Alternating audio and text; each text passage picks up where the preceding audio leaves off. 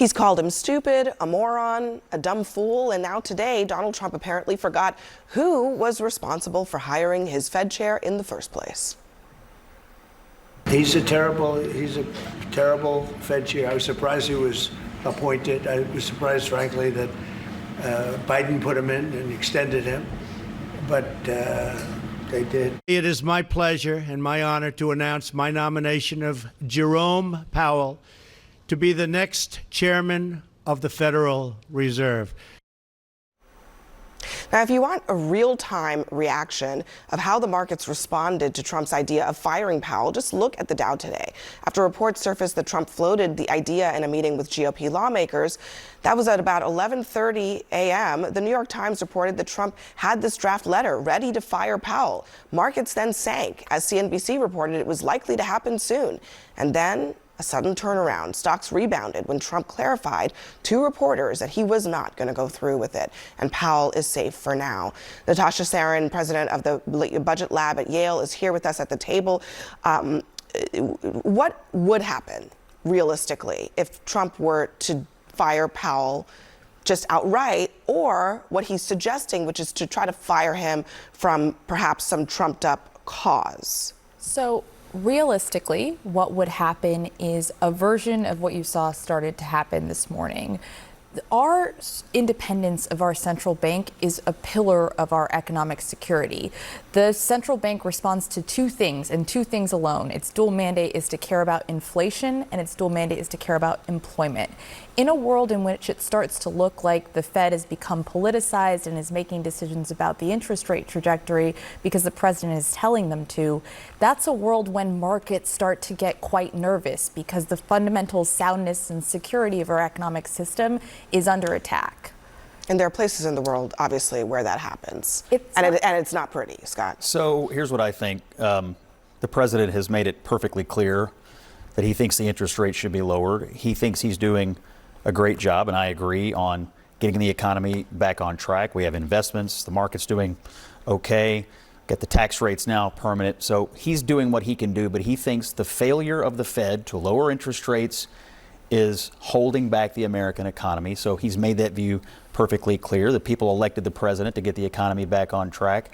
I know he said he wasn't going to fire him today, but I 100% believe the possibility remains that he may want to do it. And I think Powell may need to think about resigning, or he's going to get run over. Well, let me just add one, just because I alluded to this, but here is the thing that is starting to emerge as maybe a way that Trump can get Powell without it being seen as a firing over the interest rates. Here's what he said about the renovations of the Fed building.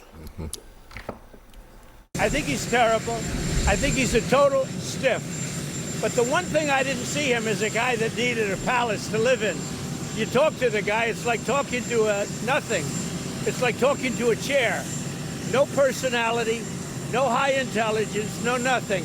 But the one thing I would have never guessed is that he would be spending $2.5 billion to build a little extension onto the Fed. Is that a fireable? Nobody's ever seen. I think it sort of is. Just to be clear, he doesn't live in that building. Look, you have a building that has, not been renovated. You have delayed capital expenses for a long period of time, and now, surprise, surprise, there's cost overruns. Anybody who's tried to remodel their house knows about cost overruns. But this is a pretext. He's trying to find a way to do something he's not supposed to do. And the problem you have is all of us benefit. We're trust fund babies. We didn't build this system. Our parents and our grandparents built this system. And we get a chance to live in this great economy. But there are certain walls you can't knock down. I'm a refugee from Nicaragua. Where's my trust fund? Hey, listen, I mean that, this is what, hold on a second. I know. Hold on a second. What I'm saying is that those of us who live in this country, wherever we came from, are benefiting from a great system we didn't build. And we are now letting somebody knock down pillar after pillar, the Constitution, the independence of the Fed, because he wants to. but we are going to pay a price. And this is a pretext. It's not real. It's a pretext to get rid of Jerome Powell, and we'll all pay the price if that happens. Can I just say a couple of things that I think are pretty important? One is the reason we're having this conversation about pretext for firing Powell is that the Supreme Court has been crystal clear. In a case that had nothing to do with the Federal Reserve, they were explicit. The president does not have the authority to fire Chair Powell before his term ends next May. There's a second piece of this that goes a little bit to what Scott was talking about with respect to the interest rate and where the interest rate should go that I think it's pretty important for your viewers to understand, Abby. There is no magic button that Jay Powell can click to lower mortgage rates. And in fact, he is one member of a 12-member open markets commission that gets to meet 8 times a year and decide on the interest rate trajectory and make that decision because of where inflation is and because of where employment is. In the world in which we're lowering interest rates by something like what the president has called for, a 3 percentage point decrease in rates, that's in an environment where we are basically at a recession. It is such a significant downturn that we are having to take such an aggressive action. That's not where this economy is, and that's not where any of us should want to see it go. It would be inflationary. Yeah. Look, I think Powell should look at this and go, I got, 8 months left? It's very clear the president doesn't have confidence in what I'm doing. It's very clear that we're not getting along.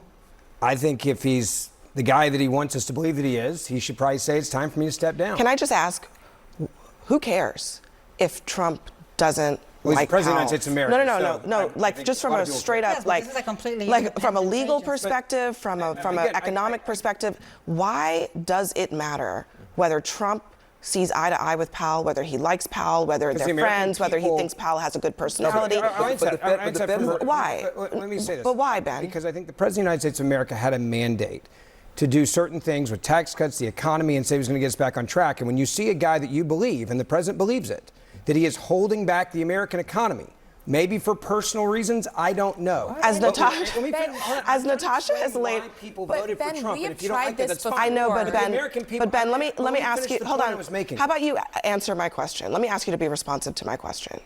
Why does it matter whether Donald Trump likes Jerome Powell or not? Why does it matter whether Donald Trump agrees with Jerome Powell or not? Why should that even cross the mind of the Fed chair? Why? I go back to what I said. The president of the United States of America was elected with a mandate to do certain things with the Ben, economy. can I explain something about why? I understand what you're going to say. I think the simple, easy way out of this for the president, by the way, is wait 8 months. And then you're going to get someone that is like-minded, that he believes is not. Well, I think that's actually. Trump so that he would fire the chair of the Fed. I think they voted for Trump because they didn't like where the economy was. Americans have always known that the Fed is an independent agency. But Ben, where you ended up, Ben, where you ended up is I think in the right place. Donald Trump is the one who needs to pump the brakes and recognize that he actually has 8 months left and he can pick another Fed chair. But not Jerome Powell has to evaluate his life and think, oh, I don't get along with this guy, maybe I should leave. The mandate that Jerome Powell has is not to, frankly, the political environment that Donald Trump was elected in. It is to what? And that's exactly why we have an independent central bank. But they did lower rates before the election, did they not? Can I just say, right Scott, in a world, and in fact, Chair Powell has said that they would have lowered rates already. All right, can I play that real quick? The tariffs. I know we have to go, but guys, let's play Jerome Powell so that we hear what he had to say. Listen. Chair, would the Fed have cut more by now if it weren't for the tariffs?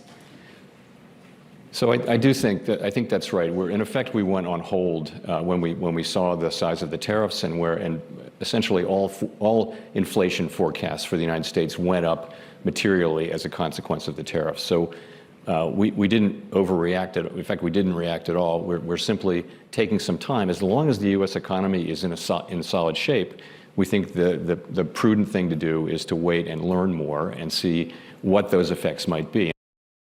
Could not be more crystal clear. Hey, look. But what did we learn yesterday and today? But hold on a second. If Jerome Powell wanted to hurt Donald Trump, he would raise interest rates. I mean, he would lower interest rates by 3%. That would be inflationary and hurt Donald Trump. In other words, sometimes people are asking for stuff that is actually Not in their best smart. interest, Like, yeah. like A lot of businesses would disagree with you. I mean, All right, they let me want- give Natasha a quick last The word. one thing I want to say is we have run this experiment before in the United States. Thank you. Nixon put a ton of pressure and politicized the Fed in ways that resulted in inflation rising from 3% to 13% in 2 years. That is not what you want to happen in the United States. An independent central bank is responsive to the long term, not the political short term, and not when the next election is. Amen. All right, on that note, Natasha, thank you very much. Everyone else, stick around. Buyer's remorse. A new poll shows that more than half of the country does not like the president's mega bill, and that includes one Republican senator who voted for it.